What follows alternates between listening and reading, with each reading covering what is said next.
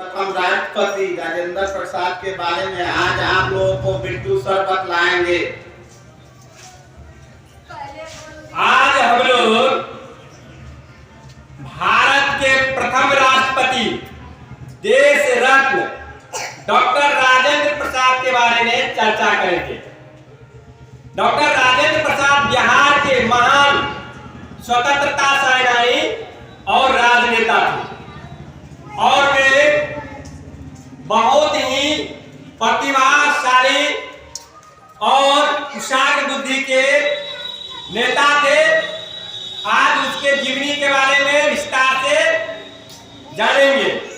Doctor Rajendra Prasad का जन्म 3 दिसंबर 1884 ईस्वी को बिहार राज्य के सिवान जिले के जीरादेई नामक ग्राम में हुआ था। उनके पिताजी का नाम महादेव सहाय था, जबकि माता श्री का नाम कमलेश्वरी देवी, और उनका विवाह 12 वर्ष के उम्र में राजवंशी देवी से हुआ। राजवंशी देवी भी महान स्वतंत्रता सेनानी थी और वे नमक आंदोलन में बढ़ चढ़ करके हिस्सा ली थी। डॉक्टर राजेंद्र प्रसाद बचपन से ही बहुत कुशाग्र बुद्धि के छात्र, मेधावी छात्र थे और डॉक्टर राजेंद्र प्रसाद जब जीटी घोष एकेडमी में इंट्रेंस का एग्जाम दिया तो वहां पर वे टॉपर हुए और उसको 30 रुपया छात्रवृत्ति मिलना प्रारंभ हुआ और वे अपनी पढ़ाई बड़े ही जोर शोर से शुरू किया। बंगाल प्रेसिडेंसी कॉलेज से उन्होंने साइंस से, विज्ञान से ग्रेजुएशन किया और उनके बारे में परीक्षक एग्जामिनर कहा था, the examinee is better than examiner, अर्थात वह परीक्षक से ज्यादा परीक्षार्थी कुशाग्र बुद्धि के हैं, उनका कहना था। MA doctor Rajendra Prasad economics से किए और बाद में रिपन कॉलेज से वे लॉ की पढ़ाई किए और बिहार उड़ीसा के हाई कोर्ट में कानून का प्रैक्टिस शुरू किए।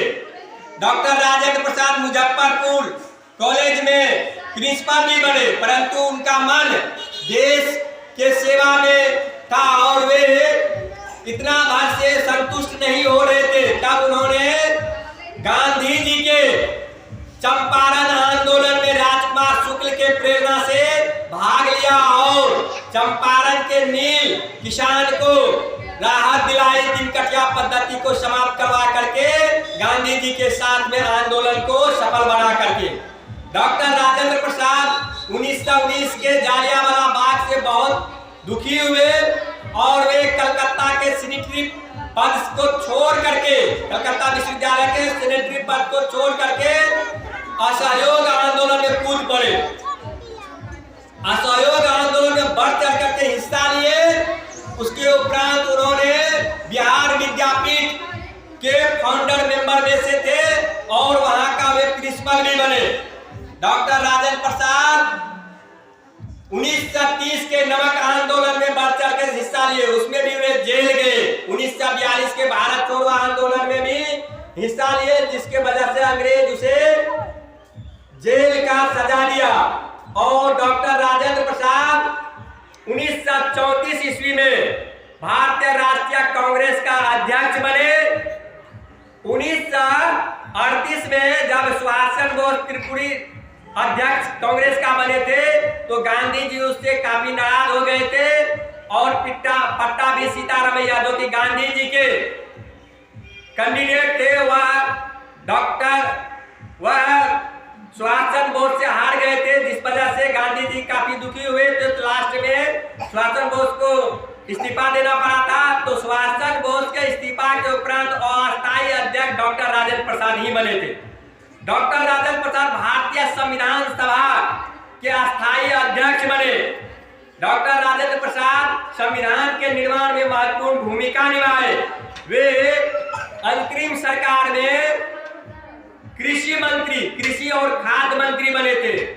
और 1952 में वे भारत के प्रथम निर्वाचित राष्ट्रपति बने। वे भारत गणतंत्र के 2 बार राष्ट्रपति रहे। 1962 ईस्वी में वे राष्ट्रपति पद से रिटायर्ड हुए और उन्हें भारत रत्न मिला। 1963 ईस्वी में लंबी बीमारी के बाद डॉक्टर राजेंद्र प्रसाद का देहांत हो गया। देश रत्न के नाम से प्रसिद्ध डॉक्टर राजेंद्र प्रसाद इस प्रकार से अपने जीवन को देश के नाम कर दिया। उनके द्वारा किए हुए कार्य से आज हमारे देश, हमारा बिहार उनसे गौरवान्वित हो रहे हैं। ऐसे महान नेता के याद में तालियों से उनका स्वागत करेंगे।